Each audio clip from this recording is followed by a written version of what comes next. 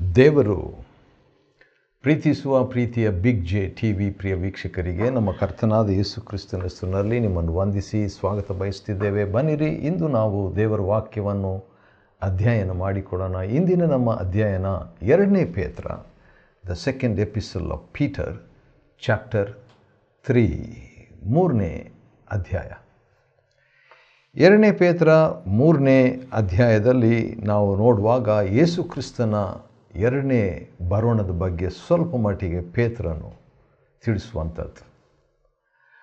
ಪೇತ್ರನ ಬಗ್ಗೆ ನನಗೊಂದು ಆಶ್ಚರ್ಯ ಏನಂದರೆ, ಮತ್ತಾಯನ ಬರೆದ ಸುವಾರ್ತೆ 24ನೇ ಅಧ್ಯಾಯದಲ್ಲಿ ಒಂದು ಸರಿ ಯೇಸು ಸ್ವಾಮಿ ಮತ್ತು ಶಿಷ್ಯರು ಎಲ್ಲರೂ ಸೇರಿಕೊಂಡು ಒಂದು ಆಲಯದ ಕಡೆಗೆ ಹೋಗಿರ್ತಾರೆ. ಈ ಆಲಯದ ಕಡೆಗೆ ಹೋಗಿದ್ದಾಗ ಶಿಷ್ಯರಲ್ಲಿ ಒಬ್ಬರು, ಸ್ವಾಮಿ ನೋಡಿದ ಎಂಥ ಒಂದು ವಿಶೇಷವಾದ ಕಲ್ಲುಗಳು ಎಂಬುದಾಗಿ ಆ ಕಲ್ಲಿನ ಬಗ್ಗೆ ಮಾತಾಡಿದಾಗ ಯೇಸು ಸ್ವಾಮಿ ಆ ಕಲ್ಲು, ಒಂದು ಕಲ್ಲಿನ ಮೇಲೆ ಇನ್ನೊಂದು ಕಲ್ಲು ಉಳಿಯೋದಿಲ್ಲ ಅಂತ ಹೇಳ್ಬಿಟ್ಟು ಒಂದು ಸ್ಟ್ರಾಂಗ್ ಮಾತು ಹೇಳುವಂಥದ್ದನ್ನು ನಾವು ನೋಡ್ತೇವೆ. ಅದಾದ ಮೇಲೆ ನೋಡುವಾಗ ಒಂದು ವಿಷಯ ಗಮನಿಸಬೇಕು. ಅದೇನಂತ ಹೇಳಿದರೆ, ಶಿಷ್ಯರಿಗೆ ಯೇಸು ಸ್ವಾಮಿ ಕಲ್ಲಿನ ಮೇಲೆ ಕಲ್ಲು ಇರದೆ ಕೆಡುತ್ತದೆ ಅಂತ ಹೇಳಿದಾಗ ಯೇಸು ಸ್ವಾಮಿ ಆ ರೀತಿಯಾಗಿ ಹೇಳಿದಂಥ ಪ್ರವಾದನೆ ಬಗ್ಗೆ ಶಿಷ್ಯರು ಒಂದು ಪ್ರಶ್ನೆ ಕೇಳ್ತಾರೆ. 24ನೇ ಅಧ್ಯಾಯ 3ನೇ ವಚನ, ಮತ್ತಾಯನ ಬರೆದ ಸುವಾರ್ತೆ. 3 ಪ್ರಶ್ನೆ 3ನೇ ವಚನದಲ್ಲಿ ಕೇಳ್ತಾರೆ. ಅದು ಕೇಳುವಂಥ 3 ಪ್ರಶ್ನೆಗಳು. ಒಂದು ಪ್ರಶ್ನೆ, ನೀನು ಯಾವಾಗ ಬರ್ತಿ?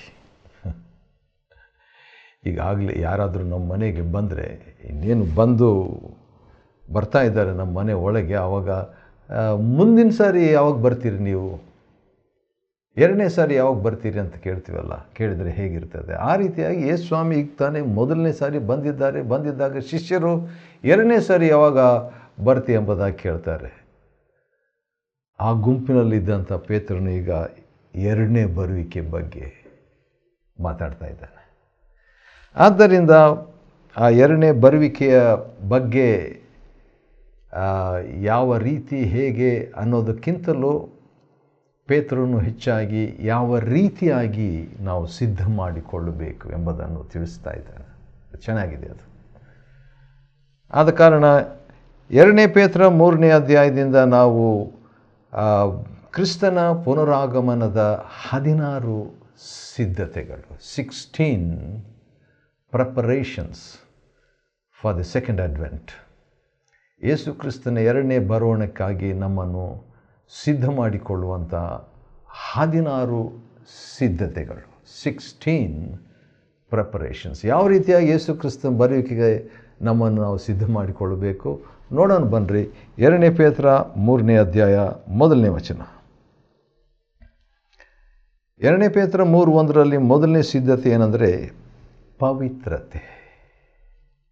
ಪವಿತ್ರತೆ, ಹೋಲಿನೆಸ್.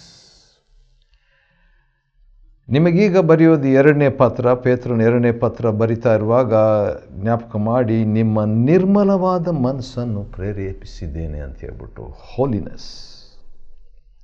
1ನೇ ವಚನ 11ನೇ ವಚನದಲ್ಲಿ ಕೂಡ ಆ ಒಂದು ಪವಿತ್ರತೆಯನ್ನು ಭಾಳ ಸ್ಟ್ರಾಂಗ್ ಆಗಿ ಪೇತ್ರನು ಅಥವಾ ದೇವರಾತ್ಮನು ಪೇತ್ರನ ಮೂಲಕವಾಗಿ ನಮಗೆ ತಿಳಿಸುವಂಥದ್ದನ್ನು ಗಮನಿಸೋಣವೇ. ಇವೆಲ್ಲವುಗಳು ಲಯವಾಗಿ ಹೋಗೋದ್ರಿಂದ ನೀವು ಎಷ್ಟೋ ಪರಿಶುದ್ಧವಾದ ನಡವಳಿಕೆ ಉಳ್ಳವರಾಗಿರಬೇಕು. ವಾವ್! ಬರೀ ಸ್ವಲ್ಪ ಮಟ್ಟಿಗೆ ಪವಿತ್ರತೆ ಅಲ್ಲ, ಎಷ್ಟೋ ಪರಿಶುದ್ಧವಾದ ನಡವಳಿಕೆ. ಗಾಡ್ ಸೋ ಲವ್ಡ್, ದೇವರು ಲೋಕದ ಮೇಲೆ ಎಷ್ಟೋ ಪ್ರೀತಿ ಅಂತ ಹೇಳಿದಾಗ ಬಹಳ ಅಂತಲ್ವ, ಆ ರೀತಿಯಾಗಿ ಬಹಳಷ್ಟು ಪರಿಶುದ್ಧತೆ ನಮಗಿರಬೇಕು ಕ್ರಿಸ್ತನ ಬರುವಿಕೆಯ ಸಿದ್ಧತೆಗಾಗಿ. ಅದಿಲ್ಲ ಅಂದರೆ ನಾವು ಒಪ್ಕೊಳ್ಬೇಕು, ಸ್ವಾಮಿ ಆ ರೀತಿಯಾಗಿ ಇಲ್ಲಪ್ಪ, ನನ್ನ ಜೀವನದಲ್ಲಿ ಎಷ್ಟೋ ಅನ್ನುವಂಥ ಪವಿತ್ರತೆ ಇಲ್ಲ. ಸ್ವಲ್ಪ ಮಟ್ಟಿಗೆ ಪವಿತ್ರತೆ ಇದೆ, ಆದರೆ ಬಹಳ ಇಲ್ಲ. ಆದ ಕಾರಣ ಭಾಳ ಸಹಾಯ ಮಾಡು ಪವಿತ್ರಾತ್ಮನೇ. ಎಂಬುದಾಗಿ ನಾವು ಪ್ರಾರ್ಥನೆ ಮಾಡೋದರಲ್ಲಿ ತಪ್ಪೇನಿಲ್ಲ. ಪವಿತ್ರತೆ ಕ್ರಿಸ್ತನ ಎರಡನೇ ಬರೋಣದ ಮೊದಲನೇ ಸಿದ್ಧತೆ. ಎರಡನೇ ಸಿದ್ಧತೆ ಏನಂದರೆ ರಿಮೆಂಬರಿಂಗ್ ದ ವರ್ಡ್. ವಾಕ್ಯವನ್ನು ಮತ್ತೆ ಮತ್ತೆ ಮತ್ತೆ ಜ್ಞಾಪಕ ಮಾಡಿಕೊಳ್ಳುವಂಥದ್ದು. Remembering the word again and again. ಯಾಕಂತ ಹೇಳಿದ್ರೆ ಎರಡನೇ ವಚನ 2 ಪೇತ್ರ 3:2 ನೀವು ಜ್ಞಾಪಕ ಮಾಡಿಕೊಳ್ಳಬೇಕು, ನಮ್ಮ ಮೂಲಕವಾಗಿ ಕರ್ತನಾದ ರಕ್ಷಕನು ಅಪೊಸ್ತಲರಾದ ನಮ್ಮ ಮೂಲಕವಾಗಿ ಕೊಟ್ಟ ಅಪ್ಪಣೆಯನ್ನು ನೀವು ಜ್ಞಾಪಕ ಮಾಡಿಕೊಳ್ಳಬೇಕು. ಹೊಸ ಒಡಂಬಡಿಕೆ ಅಪೊಸ್ತಲರ ಮುಖಾಂತರವಾಗಿ ದೇವರು ಕೊಟ್ಟಂಥ ವಾಕ್ಯ ಮತ್ತೆ ಮತ್ತೆ ಮತ್ತೆ. ಈ ಎರಡನೇ ಸಿದ್ಧತೆ ಕೂಡ ಭಾಳ ಸ್ಟ್ರಾಂಗ್ ಆಗಿದೆ. ನಾನು ಆ ರೀತಿಯಾಗಿ ಇರಲಿಕ್ಕೆ ಇಷ್ಟಪಡ್ತೇನೆ. ಯಾಕಂತ ಹೇಳಿದರೆ ಈ ಸಿದ್ಧತೆಯಲ್ಲಿ ನಾವು ಮತ್ತೆ ಮತ್ತೆ ವಾಕ್ಯವನ್ನು ನೆನಪು ಮಾಡಿಕೊಳ್ಬೇಕು. ವಾಕ್ಯವನ್ನು ನೆನಪು ಮಾಡಿಕೊಳ್ಬೇಕು ಮತ್ತೆ ಮತ್ತೆ. ಅದಕ್ಕೆ ಒಳ್ಳೆ ಮಾಧ್ಯಮಗಳು ಈ ದಿವಸಗಳಲ್ಲಿದೆ. ಅದಕ್ಕಾಗಿ ದೇವರಿಗೆ ಸ್ತೋತ್ರವಾಗಲಿ. ಬೇರೆ ಬೇರೆ ರೀತಿಯಿಂದ ಅದನ್ನು ನೆನಪು ಮಾಡಿಕೊಳ್ಳೋಣವೇ. ಮೂರನೇದಾಗಿ ಕ್ರಿಯೇಟಿವ್ ವರ್ಡ್. ಬರೀ ವಾಕ್ಯ, ಅಪೊಸ್ತಲರ ವಾಕ್ಯ ನೆನಪು ಮಾಡಿಕೊಳ್ಳೋದು ಮಾತ್ರ ಅಲ್ಲ, ಆ ವಾಕ್ಯದ ಶಕ್ತಿಯನ್ನು ಕೂಡ ನೆನಪು ಮಾಡಿಕೊಳ್ಬೇಕು. ಅದನ್ನೇ ಮೂರನೇ ಸಿದ್ಧತೆಯಾಗಿ ನಾನು ಹೇಳಲಿಕ್ಕೆ ಇಷ್ಟಪಡ್ತೇನೆ. 2 ಪೇತ್ರ 3ನೇ ಅಧ್ಯಾಯದ 5ನೇ ವಚನದಲ್ಲಿ, ಆದರೆ ಪೂರ್ವಕಾಲದಲ್ಲಿ ದೇವರ ವಾಕ್ಯದಿಂದ ಆಕಾಶವು ಅಸ್ತಿತ್ವಕ್ಕೆ ಬಂದಿತು ಮತ್ತು ಭೂಮಿಯು ನೀರಿನೊಳಗಿಂದ ಹಾಗೂ ನೀರಿನಿಂದ ರೂಪಿಸಲ್ಪಟ್ಟಿತೆಂಬುದನ್ನು ಕೆಲವರು ಮರೆತು ಬಿಟ್ಟಿರ್ತಾರಂತೆ. ಆದರೆ ಅದನ್ನು ನೆನಪು ಮಾಡಬೇಕು. ದೇವರು ಯಾವ ರೀತಿಯಾಗಿ ಲೋಕಕ್ಕೆ ಬೆಳಕಾಗಲಿ ಎಂಬುದಾಗಿ ಹೇಳಿದಾಗ ಆದಿಕಾಂಡ 1:3 ಹೌದು, ಬೆಳಕಾಯಿತು. ಭೂಮಿಯು ಕ್ರಮವಿಲ್ಲದೆ ಬರಿದಾಗಿ ಕತ್ತಲೆಯಾಗಿ ಇದ್ದಂಥ ಭೂಮಿ ಸಿದ್ಧವಾಯಿತು, ಸರಿಯಾಯಿತು, ದೇವರ ಆಶೀರ್ವಾದದಿಂದ ರೂಪಿತವಾಯಿತು. ಆ ರೀತಿಯಾಗಿ ಕ್ರಿಯೇಟಿವ್ ವರ್ಡ್, ಸೃಷ್ಟಿಸುವ ದೇವರ ವಾಕ್ಯ ನಾವು ಮರೆಯಬಾರದು. ಇದು ಮೂರನೇ ಸಿದ್ಧತೆ. 2 ಪೇತ್ರ 3ನೇ ಅಧ್ಯಾಯದಿಂದ ನಾವೇನು ಸ್ಟಡಿ ಮಾಡ್ತಾ ಇದ್ದೀವಿ, ಅಧ್ಯಯನ ಮಾಡಿಕೊಳ್ತಾ ಇದ್ದೀವಿ ಅಂತ ಹೇಳಿದರೆ, ನಾವು ಕ್ರಿಸ್ತನ ಎರಡನೇ ಬರೋಣಕ್ಕಾಗಿ 16 ಸಿದ್ಧತೆಗಳನ್ನು ನೋಡಿಕೊಳ್ತಾ ಇದ್ದೀವಿ. ಈಗ 3 ಸಿದ್ಧತೆಗಳನ್ನು ನಾವು ನೋಡಿಕೊಂಡಿದ್ದಾಯಿತು. 4ನೇ ಸಿದ್ಧತೆ ಏನಂತ ಹೇಳಿದ್ರೆ, ಫರ್ಗೆಟ್ ನಾಟ್ ಗಾಡ್ಸ್ ವೇಸ್. ದೇವರ ಮಾರ್ಗಗಳನ್ನು ಮರ್ತು ಹೋಗಬಾರ್ದು. 2 ಸಾರಿ ಈ ಮರೆಯಬೇಡ್ರಿ ಅಂತ ಬಂದಿದೆ. 5ನೇ ವಚನದಲ್ಲಿ ಮರೆತು ಬಿಟ್ಟರು, ನಂತರ 8ನೇ ವಚನದಲ್ಲಿ ಮರೆಯಬೇಡ್ರಿ. ಅಂದರೆ ದೇವರಿಗೆ ಏನು ದೇವರ ಎಣಿಕೆಯಲ್ಲಿ ಒಂದು ದಿನ 1000 ವರ್ಷ ಇದ್ದಂಗೆ, 1000 ವರ್ಷ ಒಂದು ದಿನ ಇದ್ದ ಹಾಗೆ. ಆದ ಕಾರಣ ದೇವರ ಮಾರ್ಗವನ್ನು ನಾವು ಮರೆಯಬಾರ್ದು. ಕೀರ್ತನೆ 103 7ನೇ ವಚನದಲ್ಲಿ ದೇವರು ತನ್ನ ಮಾರ್ಗವನ್ನು ಮೋಶೆಗೆ ತೋರಿಸಿದ್ರಂತೆ. ಆದ ಕಾರಣ ದೇವರ ಕೃತ್ಯಗಳು ಇಸ್ರಾಯೇಲರಿಗೆ ತೋರಿಸಿದರು. ದೇವರ ಮಾರ್ಗ ಮೋಶೆಗೆ.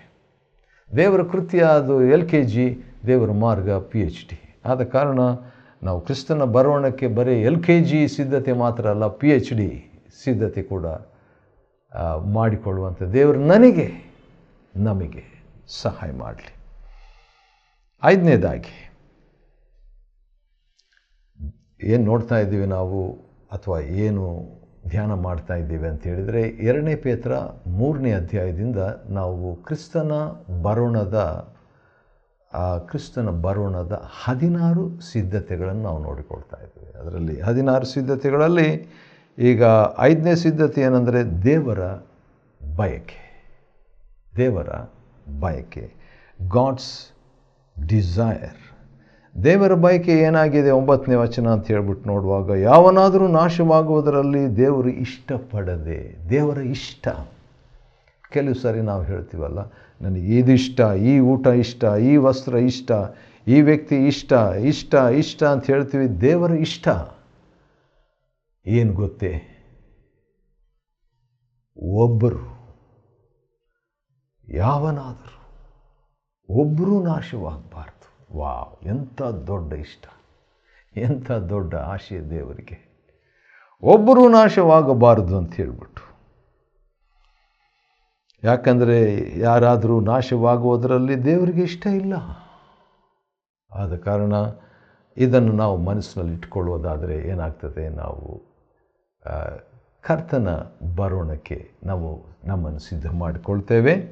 ಮತ್ತು ಆರನೇದಾಗಿ ಇದು ಭಾಳ ಪ್ರಾಮುಖ್ಯವಾದದ್ದು ಕೂಡ, 16 preparations for the second coming of Christ. ಕ್ರಿಸ್ತನ ಬರೋಣಕ್ಕೆ 16 ಸಿದ್ಧತೆಗಳಲ್ಲಿ 6ನೇ ಸಿದ್ಧತೆ ಏನಂತ ಹೇಳಿದರೆ, ಎಲ್ಲರೂ ಪಶ್ಚಾತ್ತಾಪ ಪಡಬೇಕು. All to repent. 2 ಪೇತ್ರ 3ನೇ ಅಧ್ಯಾಯದ 9ನೇ ವಚನದಲ್ಲಿ ಎಲ್ಲರೂ ಪಶ್ಚಾತ್ತಾಪ ಪಡಬೇಕೆಂದು ಅಪೇಕ್ಷಿಸುವವನಾಗಿದ್ದಾನೆ ದೇವರು. ಎಲ್ಲರೂ ದೇವರ ಕಡೆ ತಿರುಗಿಕೊಳ್ಬೇಕು, ಎಲ್ಲರೂ ಮಾನಸಾಂತರ ಪಡಬೇಕು. ಎಲ್ಲರೂ ಅಂತ ಹೇಳಿದಾಗ ನನ್ನನ್ನು ಒಳಗೊಂಡು, ನಮ್ಮನ್ನು ಒಳಗೊಂಡು. ಹಾಗಾದರೆ ದೇವರ ಹತ್ರ ನಾವು ಕೇಳೋಣ, ದೇವರೇ ನನಗೆ ಈ ಮಾನಸಾಂತರದ ಮನಸ್ಸನ್ನು ದಯಪಾಲಿಸು. Give me the heart of repentance. ದೇವರೇ ಪಶ್ಚಾತ್ತಾಪದ ಮನಸ್ಸು ನಮಗೆ ದಯಪಾಲಿಸು. ಆ ರೀತಿಯಾಗಿ ಕೇಳಿದಾಗ ಏನಾಗ್ತದೆ ನೋಡ್ರಿ, ಅಪೊಸ್ತಲಕೃತ್ಯ 11ನೇ ಅಧ್ಯಾಯ ಒಂದು ವಾಕ್ಯ ಓದಲಿಕ್ಕೆ ಇಷ್ಟಪಡ್ತೇನೆ. The book of Acts chapter 11 and verse 18 and second part. ಯಹೂದ್ಯರಲ್ಲದವರಿಗೂ ಸಹ ದೇವರು ಜೀವಕ್ಕಾಗಿ ಮಾನಸಾಂತರವನ್ನು ಕೊಟ್ಟಿರುವನಲ್ಲವೇ. Wow, God who gave repentance. ಅಪೊಸ್ತಲಕೃತ್ಯ 11:18. ಹಾಗಾದರೆ ದೇವರು ಮಾನಸಾಂತರವನ್ನು, ಪಶ್ಚಾತ್ತಾಪವನ್ನು ಕೊಡೋದರಿಂದ ದೇವರೇ ನನಗೆ ಆ ಮಾನಸಾಂತರ ಕೊಡಪ್ಪ. Give me that repentance dear lord. ನನ್ನ ಕುಟುಂಬಕ್ಕೆ ಮಾನಸಾಂತರವನ್ನು ದಯಪಾಲಿಸಂತೆ ನಾವು ಬೇಡಿಕೊಳ್ಳುವುದರಲ್ಲಿ ತಪ್ಪೇನಿಲ್ಲ. ಸರಿ, ಈಗಾಗಲೇ 6 ಸಿದ್ಧತೆಗಳನ್ನು ನಾವು ನೋಡಿಕೊಂಡದ್ದಾಯಿತು. ಇನ್ನು 10 ಸಿದ್ಧತೆಗಳನ್ನು ನಾವು ನೋಡಿಕೊಳ್ಬೇಕು. ಯಾಕಂದರೆ ಕ್ರಿಸ್ತನ ಬರೋಣಕ್ಕೆ 16 ಸಿದ್ಧತೆಗಳು. 6 ಸಿದ್ಧತೆ ಮುಗಿತು, ಇನ್ನು 10 ಸಿದ್ಧತೆಗಳನ್ನು ಬೇಗ ನೋಡೋಣ. ಅದೇನೆಂದರೆ ದೀರ್ಘಶಾಂತಿ. 7ನೇ ಸಿದ್ಧತೆ ದೀರ್ಘಶಾಂತಿ. ರೆಸ್ಟ್ಲೆಸ್ ಆಗಬಾರ್ದು. ನಾವು ಆಗ್ತೇವೆ ಕೆಲವು ಸಾರಿ. ಆ ಒಂದು ರೆಸ್ಟ್ಲೆಸ್ನೆಸ್ಸು, ಆ ಒಂದು ಅವಿಶ್ರಾಂತಿತನವನ್ನು ತಂದು ನಮ್ಮ ಕರ್ತನಿಗೆ ಆ ಭಾರವಾಗಿರುವಂಥದ್ದನ್ನು ಕಷ್ಟಪಡುವವರೇ, ಹೊರೆ ಹೊತ್ತವರೇ ಅಂತ ಅದನ್ನು ಆತನಿಗೆ ಕೊಟ್ಟು ಆತನಿಂದ ವಿಶ್ರಾಂತಿಯನ್ನು ತೆಗೆದುಕೊಳ್ಳೋಣ. 2 ಪೇತ್ರ 3:9ನೇ ವಚನದಲ್ಲಿ ನಮ್ಮ ಕಡೆಗೆ ದೀರ್ಘ ಶಾಂತಿಯಿಂದ ದೇವರು ಇರುವುದರಿಂದ ನಾವು ಕೂಡ ಇತರರೊಂದಿಗೆ ದೀರ್ಘಶಾಂತರಾಗಿ ಇರೋಣ. ಅದೇ ಸಿದ್ಧಾಂತ. ಮತ್ತು 11ನೇ ವಚನದಲ್ಲಿ ಇವೆಲ್ಲ ನೀವು ನೋಡ್ತಾ ಇರೋದರಿಂದ ನೀವೆಷ್ಟೋ ಪರಿಶುದ್ಧವಾದ ನಡವಳಿಕೆಯು ಭಕ್ತಿಯುಳ್ಳವರಾಗಿರಬೇಕು. ಭಕ್ತಿ ಗಾಡ್ಲಿನೆಸ್. ಹೌದು, 2 ಪೇತ್ರ 3ನೇ ಅಧ್ಯಾಯದ 11ನೇ ವಚನದಲ್ಲಿ ನಾವು ನೋಡುವಾಗ ನಾವು 8ನೇ ಸಿದ್ಧತೆಯನ್ನು ನಾವು ನೋಡಿಕೊಳ್ತೇವೆ. ಆ 8ನೇ ಸಿದ್ಧತೆ ಏನಂದರೆ ಭಕ್ತಿ. ಇನ್ನೂ 8 ಸಿದ್ಧತೆಗಳಿದೆ, ಬೇಗ ನಾವು ನೋಡಿಕೊಳ್ಳೋಣ. 9ನೇ ಸಿದ್ಧತೆ ಏನಂದರೆ ನೀತಿ, ರೈಚಸ್ನೆಸ್. 2 ಪೇತ್ರ 3ನೇ ಅಧ್ಯಾಯದ 13ನೇ ವಚನದಲ್ಲಿ ನೀತಿಯು ಆ ಹೊಸ ಲೋಕದಲ್ಲಿ ವಾಸವಾಗಿರ್ತದೆ. ಆದ ಕಾರಣ ನಾವು ನೀತಿವಂತರಾಗಿ ರೋಮ 5:1 ಪ್ರಕಾರ ನಿರ್ಣಯಿತರಾಗಿರುವುದರಿಂದ ಅದರಲ್ಲಿ ಮುಂದುವರಿಸೋಣ. 10ನೇದಾಗಿ ಸಮಾಧಾನ. ದೇವರ ರಾಜ್ಯ ರೋಮ 14 ಪ್ರಕಾರ ಸಮಾಧಾನ ಉಳ್ಳದ್ದು. ಆದ ಕಾರಣ ನಾವು ಕೂಡ ಸಮಾಧಾನದಲ್ಲಿ, ದೇವರೊಂದಿಗೆ ಸಮಾಧಾನ, ಇತರರೊಂದಿಗೆ ಸಮಾಧಾನ, ನಮ್ಮೊಂದಿಗೆ ಸಮಾಧಾನವಾಗಿ ನಾವು ಇರುವಾಗ ಕ್ರಿಸ್ತನ ಬರೋಣಕ್ಕೆ ನಾವು ಸಿದ್ಧರಾಗ್ತೇವೆ. 2 ಪೇತ್ರ 3ನೇ ಅಧ್ಯಾಯದ 14ನೇ ವಚನ. 15ನೇ ವಚನದಲ್ಲಿ 11ನೇ ಸಿದ್ಧತೆ, 11th preparation for the second coming of Christ. ಕ್ರಿಸ್ತನ ಬರೋಣಕ್ಕಾಗಿ ಇರುವಂಥ 11ನೇ ಸಿದ್ಧತೆ ಏನಂದರೆ ನಮ್ಮ ರಕ್ಷಣೆಯನ್ನು ಸಾಧಿಸಿಕೊಳ್ಳುವುದು. ನಮ್ಮ ಕರ್ತನ ದೀರ್ಘಶಾಂತಿಯು ನಮ್ಮ ರಕ್ಷಣಾರ್ಥವಾಗಿ ಇದೆ ಎಂದು ಹೇಳಿಸಿಕೊಳ್ಳ್ರಿ. ಅಂದರೆ ನಾವು ರಕ್ಷಣೆಯನ್ನು ಸಾಧಿಸಿಕೊಳ್ಬೇಕು.